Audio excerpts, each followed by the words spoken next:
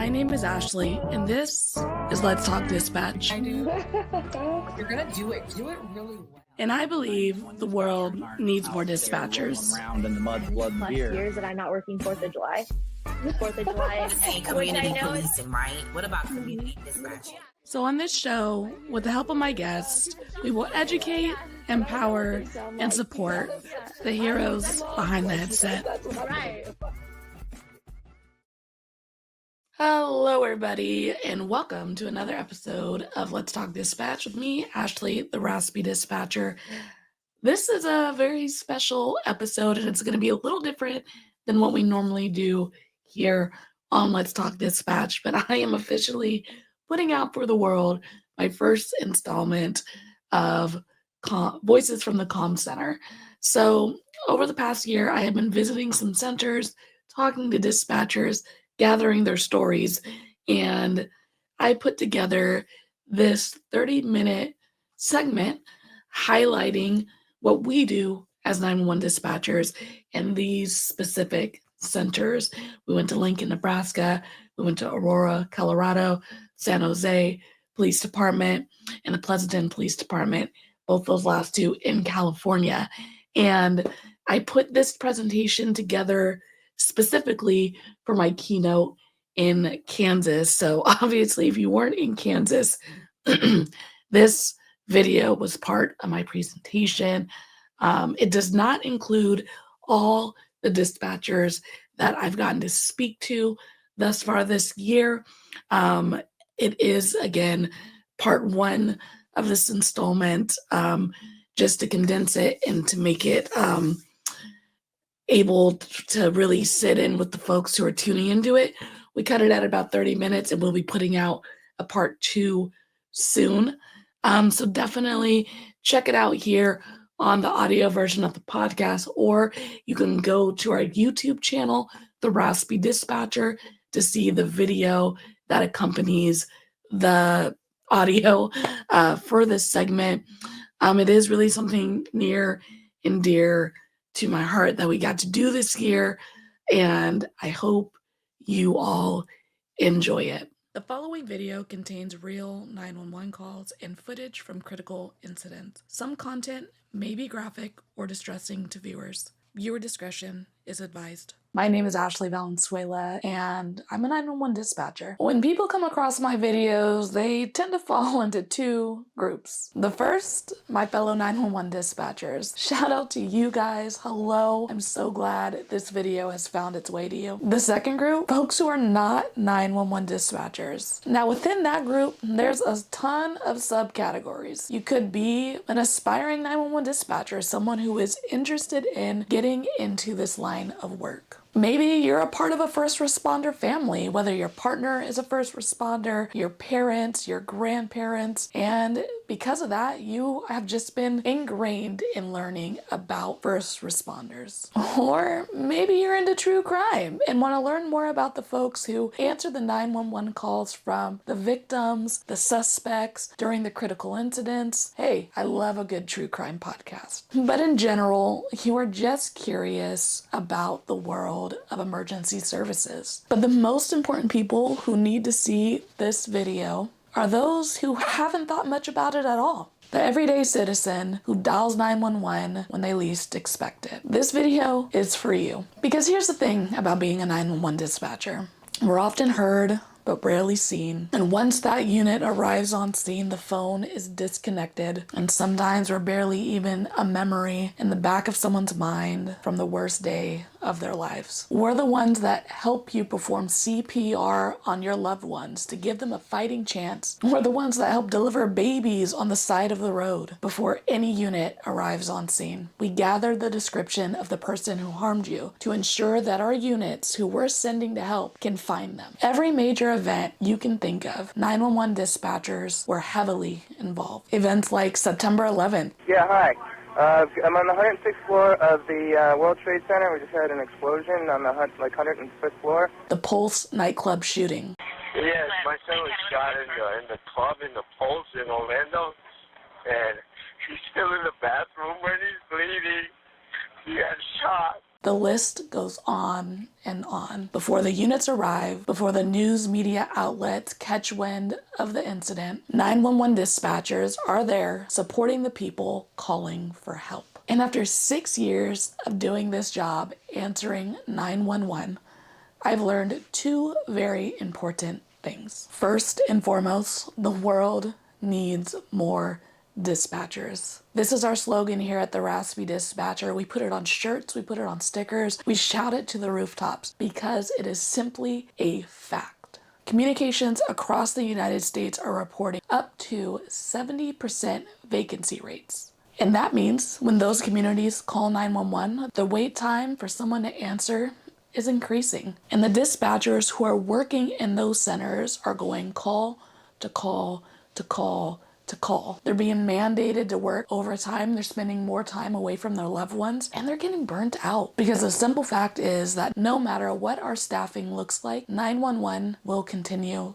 to ring. The second thing that I've learned is that education around 911 services is lacking, and in some communities, non-existent. People call 911 all the time for non-emergencies. Most people don't even know that there are non-emergency numbers that will get you directly in to the dispatch center, to the department that services your area. And a lot of people don't fully understand the role of 911 dispatchers. Why are they asking so many questions? Just send somebody. And this lack of understanding leads to frustration and miscommunication during someone's worst day of their lives. So I decided to do something about it. I decided to go out into the world and tell our stories. Over the past year, I have been welcomed in to multiple centers across the United States. They have trusted me and allowed me into the space where they impact the community daily, to meet them and to tell their stories. And I'm beyond humbled and thankful that they allowed me to do this. In California, we visited the San Jose Police Department and the Pleasanton Police Department. In Colorado, we visited Aurora 911. And in Lincoln, Nebraska, we visited the Lincoln Police Department Communication Center. 4 centers, 3 different states, all doing the same tough job. We don't tell our stories as 911 dispatchers for the accolades, for the pats on the back, for the good jobs. We do it because in telling our stories, it allows the everyday citizen to understand just what to expect when dialing 911. It lets the other 911 dispatchers out there know that they are not alone, and it inspires aspiring dispatchers to submit that application because the world needs more dispatchers. The rest of this video will be highlighting those amazing centers that I mentioned that I had the privilege of visiting. This is Voices from the Communication Center.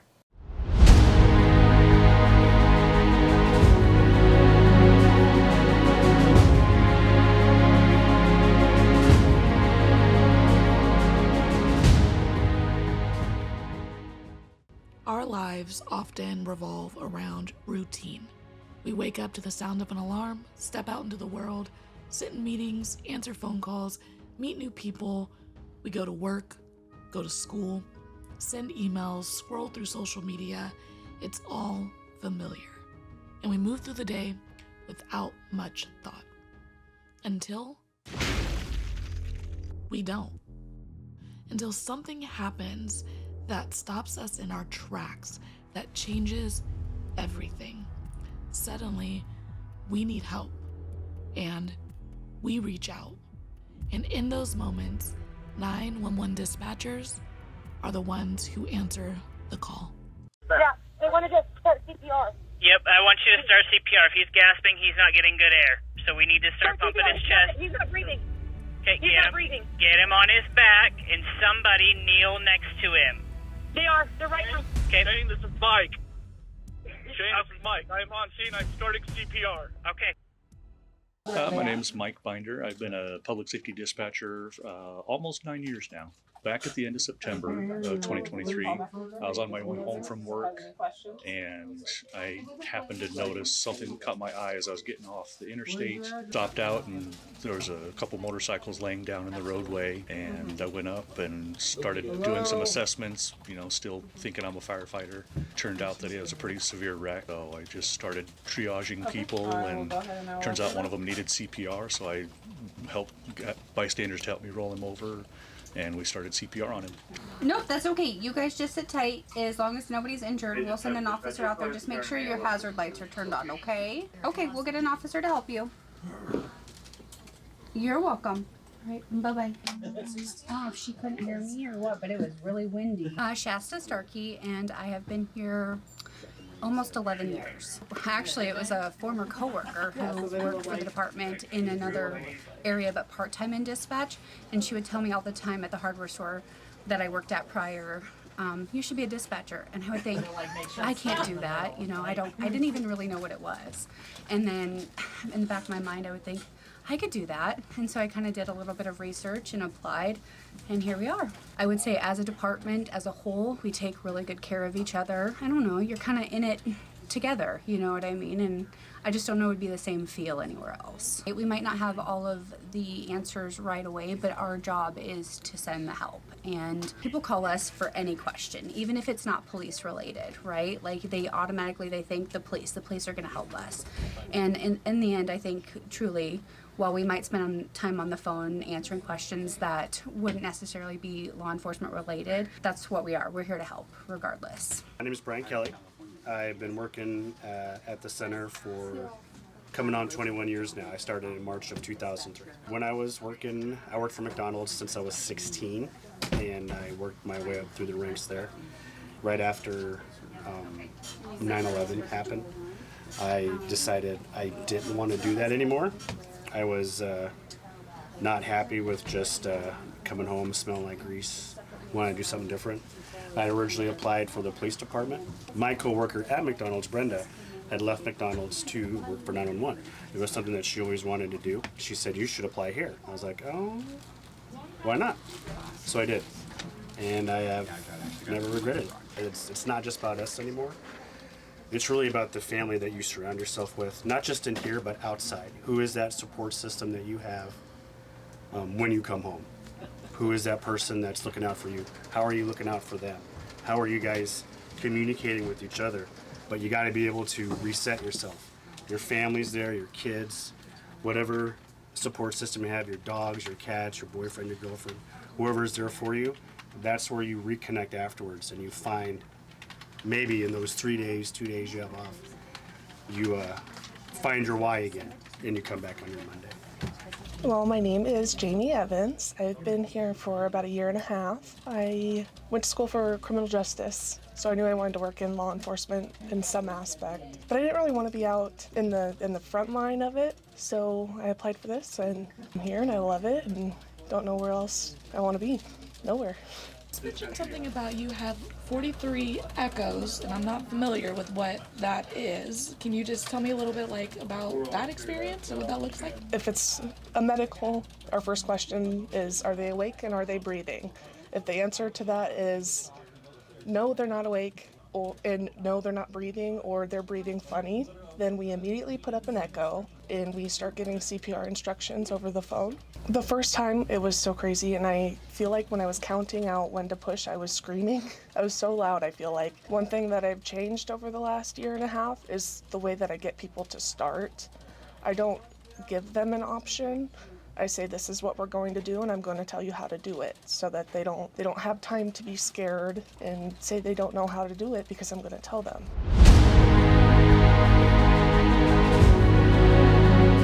My name is Phil Gardner. I've been here for almost 18 years. It'll be 18 years in July. I have been a CTO most of my time here, probably about 16 years, meaning I train new folks when they come out of the academy, sometimes first rotation, but mostly second or third rotation, so further down the line when they're more ready to be signed off. Just teaching them the job, what to do, what not to do, policy and procedure, how to handle different kinds of events, how not to panic when that first shooting comes in, or stabbing or whatever it is. Teach them the job and the control room culture and how we operate. You're going to work holidays, you're going to work nights, for a while. That's just the way it is. You're bottom of the totem pole, so you're going to be working your way up. So know that and be ready for it. It will take time away from your family and other activities that you might be involved in outside of work because of your schedule. That's something that took me a while to get used to, but it is what it is. That's just the nature of the job. Be ready to hear some things you'd rather not hear, taking calls. Nobody calls here because they're having a good day, so be ready for that. Don't get to hear a lot of fun stuff with this job. Be prepared to hear people on their worst day. Also be patient with the callers. They don't always know where they are or exactly what they're trying to report. Sometimes they take a long time to get to the point, and we have to guide them there. But just be patient. Be patient with yourself as well. That's really even more important, because sometimes you're going to come in here and you're just going to have a day where it's just nothing's going right, and just be patient with yourself. Know that you're going to get through that, and tomorrow you're going to have a better day. Hopefully, things didn't go right today. Hopefully, will go right tomorrow. And sometimes that's even just part of the shift. It'll just be awful, and then you'll go on a break, you'll come back, and everything's just flying, and everything's great. Other times you start the day out great, and then it all falls apart. So be patient with yourself. It's a great job. I love it. Even after almost 18 years, I love coming to work every day. I don't wake up going, ugh, I gotta go to work today. I do enjoy it. I love the people that I work with, and I'm having a good time. My name is Katie. I've been here for 2 years last month. I've been a police radio dispatcher for a year now, though. My dad worked here, my mom worked here, and so growing up I wanted to be a police officer, just like my dad. I hit high school and decided, maybe this isn't what I want to do. Did a few different things in college, and my mom was the one who was like, why don't you look into dispatch? I think you'd be really good at it, and so I researched it, and I fell in love with it. So I think a lot of people just assume we only answer emergency calls. There was a lot of non-emergency stuff that we handle that I wasn't prepared for, that I didn't know about, and it's really interesting just how much we can help people without it even having to be an emergency. I applied twice. I didn't make it past oral boards the first time, which was, it happens, it's fine. So it's a long process, and I knew that it was going to be long, but it still was a lot longer than I expected, and it was definitely worth it. But yeah, it was a really long process for San Jose. It's actually pretty nice. I hear about the smaller agencies that they do even more than we do. They're answering phones, they're dispatching officers, they're dispatching fire and EMS all at the same time. And the nice part about San Jose being big is that we have help. We have a lot more help. We have a lot more partners to help us out, and I think that that's pretty cool. That you can find the non-emergency number on Google. If you are calling to report a loud music party, totally fine. But calling 911 is not the place for it. Most agencies, you can Google the non-emergency number, and if you have the time to Google it, then it's not an emergency, So I feel like that's something that the public should know, is that you can find the non-emergency number pretty easily. Take care of your mental health. Be prepared to, find ways to take care of your mental health, because this is a rough job. You're going to have really good days, but you're also going to have some really bad days. And you're going to hear certain things over the phone. You're going to hear certain things over the radio from the officers that are going to sit with you. So make sure that you take care of your mental health. I'm Andy, and I was here, 2 years last month. Honestly, I wasn't even aware of this job until I started applying. People kind of forget that this is even a thing until you need to call 911. To know where you are, especially when you're calling 911, people have no idea where they are, generally, and that's pretty much what delays the help. It's just know where you are. And we can figure out the closest help, basically, and who's going to go. Like you saw, we have 8 channels, so that's all 8 different areas of San Jose with their own set of off. When we know where you are, we can get people out there easier. Don't stop. That's how I took it in. I just kept going. The training was long and exhausting at times, but I kept telling myself that I'm not going to quit, so someone has to tell me to leave. And it never happened, so just look into it. Like I said, I've never even heard about this job until I started, and I enjoyed it a lot. It's totally different than anything I've ever done.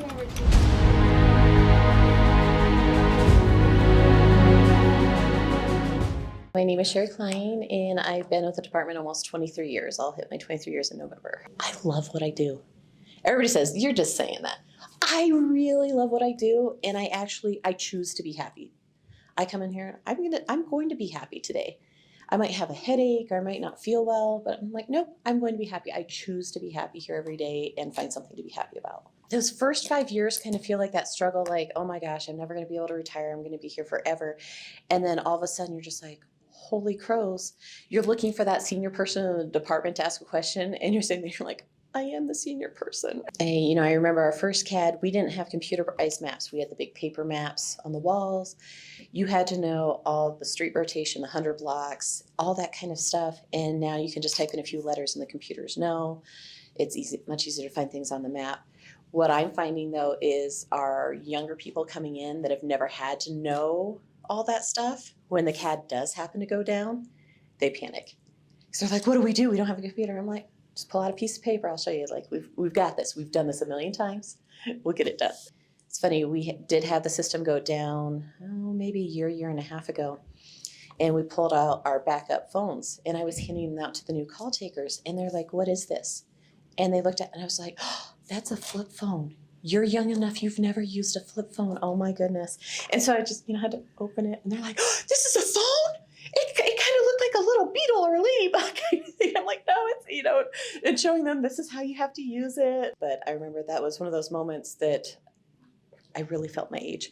When someone's like, what is this? Why did you hand this to me?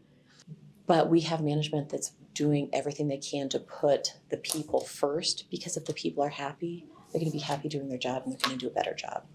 And I think that's huge, is they're really looking at the person themselves and not saying, well, just figure it out. You have to make it work. They're like, what can we do to help you be successful? And that's made a huge difference. It's the best center. This is probably one of the most underrated professions, I would say, as far as first responders, is people think we just answer the phone and hang up. It doesn't end there. A lot of times we take that call and the officers respond or medical responds. And unless we can talk to them, send a message, we don't know what happens at the end of the calls. And some of those are very hard calls to deal with when you do CPR on a family member and you don't know if it worked or not. Sometimes you don't find out for several days, several weeks, until you can get that response. So we're people too. Bear with us. We have to ask questions. I know we ask a lot of questions that you don't think are important, but they really are, because they help the responders on the back end know that they're doing the appropriate things. My name is Joey Samuels. I'm a professional development specialist here at Aurora. We oversee all training involved in that. Got into public safety. I got my degree in sociology, so I loved people, studying people. And so out of college, I was looking for like a job of what to do. And my mom was actually a dispatcher for like upwards of 10 years. She had mentioned to me, she was like, you're always calm, you're always cool, you're always collected. And she was like, you should look into dispatching. I did it for a little bit. I loved it. Because at one point I was like, you know what, I might want to be an officer someday. Applied for 911, had no idea what I was getting myself into. And I just fell in love with it. Like, it was challenging, and I've grown so much in just this profession. So I am dispatch for the foreseeable future. I love dispatching. I love connecting with people over the phone and helping, but it's a whole new world when you're helping the people who are also helping the callers. And there's a lot of weight that is carried with that, and making sure that you're setting people up for success. And I think a lot of us in the professional development team, we just want to make people better than we ever were at, that stage in our career, and really use our knowledge of our mistakes too, things that we learned along the way, and give people just a leg up when they start or as they continue their career. So it's been, not many centers have a professional development team. So it was very new to me, but the benefits are significant. I think the special thing with dispatchers is that they're resilient, much like all, first responders. And just even if something may not be implemented the way that you want it to be implemented, or make a change you want, you can lead from wherever you are. You can lead your caller through whatever situation they're going through. You can lead your peers through whatever they're going through. You can even lead whoever's above you through, a situation, because we're all, have our different experiences. Just to continue to lead with kindness and think about the people around you, and lead in, I guess, that way that's going to build everybody around you up. I'm Andrea. I'm originally from Mexico and I moved to the States when I was a baby. I got into public safety by accident. Like I literally just walked into it. I was looking for something different. I was in healthcare and was mostly like on the paperwork and billing side, and I was getting really tired of not feeling like I was doing anything to make a difference, and I wanted to do something where I could help people a little bit more and challenge myself, because a lot of people, when I told them I was gonna apply for 911, for Aurora 911 specifically, because it's the only agency I applied for, they told me that they didn't think I could do it because I'm soft-spoken and like kind of shy. Yeah, they were like, I don't think you can be a dispatcher and be the way that you are. And I was like, well, you'll see. And here I am. It's completely different now than when I first started. When I first hit floor training, our staffing was down to the bare bones. Like we had almost no staffing. So once I hit the floor, literally that day, I had already gotten assigned overtime. I had already gotten assigned like mandatory, a bunch of extra hours, because there were just no people to work anything. So there were a lot of weeks that I had like a day off. And I think my record was almost 80 hours in a week. When I first started, I do remember it was very much a like eat your own young kind of vibe, and it's not like that anymore. People really support our new hires. People are really helpful to each other. We're really encouraging with each other with training. It's just so different. Like the whole kumbaya feeling is not an everyday thing. Like that's not realistic. We all have our bad days. We all have our bad moments, our bad calls. There are a lot of really good things that happen every day. And if you do a sit along, you'll get to see it. You'll get to see what doesn't get reported and what people don't talk about, and what even your trainer might not tell you that they've done, because we're just not really, for the most part, at least my peers, we're not gonna really be like, oh, I did this. Oh, that was great. I personally do not. So yeah, like when people ask me what my best calls are or anything like that, I have no idea.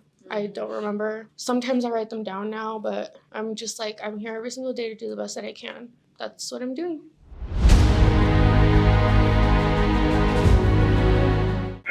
My name is Irma Moore. I've been with Pleasanton for almost 3 years. I lateraled from Oakland and I was there for 10 years. I mean, it was pretty intense. The phones never stopped ringing, and you kind of got emergencies, even the non-emergency lines. So you kind of just thrown into it, and you just manage every call the best you can. But it definitely prepared me very well, because I had everything that I've learned while I was there, prepared me for a long career, and I've handled pretty much everything that you can handle. So I know I'm well prepared to handle anything that comes my way. Being in a busy agency for so long, you start thinking about the future, and I started thinking about how my mental health would look like towards the end of this long career, because it's a career that I love and I knew I wanted to see it through to retirement. So I started thinking about my future and decided I wanted to move somewhere closer to home, somewhere that wasn't as busy, just for my own well-being and mental health. Working in a big agency, you've been with dispatchers who have been there for 20 plus years, and you see how the job affects them towards the end of their career. So that kind of turned a little light bulb to say, like, hey, you should focus something that you can have a life and work balance. So working for a smaller agency, it's a complete 180 to what I came from. There's not a lot of call volume. There's not the same amount of crime type of calls. So I definitely wanted something that would give me more of a work-life balance. And that was the main reason why I decided to join Pleasanton. It's just a smaller agency, not a lot of activity. And I could see myself at smaller department for the remainder of my career. We hear a lot of things and we don't always get the outcome, so we never really get closure from some of the most sad, crazy, horrifying, traumatic things that you can hear. So being a dispatcher, it takes a lot, because you're putting your heart on every call, and sometimes there's no closure. So that can affect you in the long run. Just how officers, they go and see things. It's the same for us, but we hear the things. And we most of the time do not get closure of those things. So we carry them with us. So I think the most important thing for the public to know is that We put our hearts into almost every call that we take, and sometimes their worst day is also our worst day, but we have to manage those emotions to help them get through it. So just recognizing that dispatchers, what they do on a day-to-day basis is not always recognized because they don't see us. We're just the call operator on the phone, but there's a human behind the headset, and these things affect us too. So just remembering to have some grace with your call takers, because at the end of the day, they're living your traumatic events, but they're not having any closure to whatever it is that may be happening with you. My name's Michelle. I've been with the department for approximately 3 years now. So I got into dispatch right after college. I got a random email and I saw that they were hiring for a nearby agency in YOLO 911. So I applied and I eventually got in. So working for YOLO and working for Pleasanton is like two completely different things because YOLO was county. So we did police and fire. They had 18 different fire agencies. Where here in Pleasanton, we just do police, which is a little bit easier. You don't have to deal with all the multiple different agencies and fire department, so I like that. It's kind of hard. You get some difficult callers sometimes, you know, baby's not breathing or dad's not breathing or someone's choking, and you have to make sure you provide some EMD instructions, emergency medical dispatch instructions, and you're basically the first responder until help gets there. You're working holidays, you're working birthdays, you're working every day. There's a lot of overtime, unfortunately. Just make sure it's really what you want to get into. I know a lot of people leave because the schedule is hard, but it's a very rewarding job. Special thanks to the Pleasanton Police Department, the San Jose Police Department, the Lincoln Police Department, and Aurora 911. Thank you for welcoming me into your communication centers, for granting me access to your incredible teams, and for trusting me to share your stories. Until next time, stay raspy, everybody.